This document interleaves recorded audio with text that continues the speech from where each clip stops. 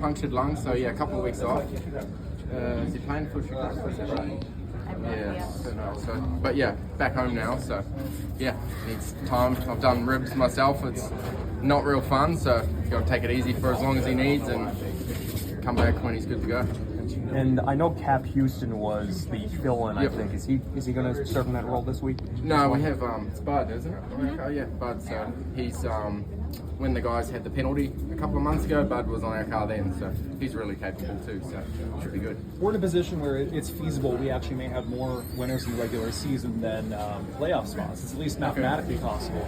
Yep. With that mindset, do you still feel like your team is locked into playoffs? It's not something I've really thought about, but now that you say it, I'm glad there's more road courses coming. I was going to say, for context, you are the lowest in the raw point standings of the one race winners. So if it came to 17, you guys would be on the block. Well, you're making me stressed now. I was pretty happy after the last couple of weeks. Yeah. Hopefully it doesn't come to that. Do you feel like going back to Chicago after winning the first year and not having been great last year? Do you feel like, I don't want to say something to prove, but do you feel like it's is that one that you I don't know if we weren't great last year. We were the fastest car in the race until we got taken out. So, yeah, we're always quick there. But as you know, these races, so much can happen. Everyone's got a lot closer. Every year we go there, it seems like last year everyone had a big step. So, I'm sure it'll probably be the same again. But yeah, hopefully we're up the front end.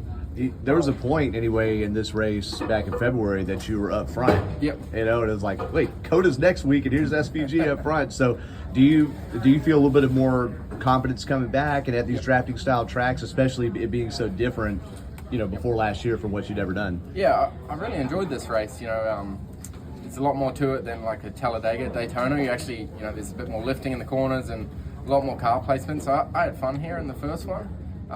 Right now it feels completely different. Like it was easy, flat, one-handed start of the year in the cold, and then I got really loose. Like there's no grip, so it might be a very different race tomorrow. But look forward to it. So you've already made your lap. There's a bump. I know, like I think it's turn 2. Like are the bumps more pronounced in this lack of grip, or is it the same as the spring? Yeah, I don't notice the bumps so much, but you definitely see the color of the track is a lot lighter, and yeah, with the heat, there's just a lot less grip.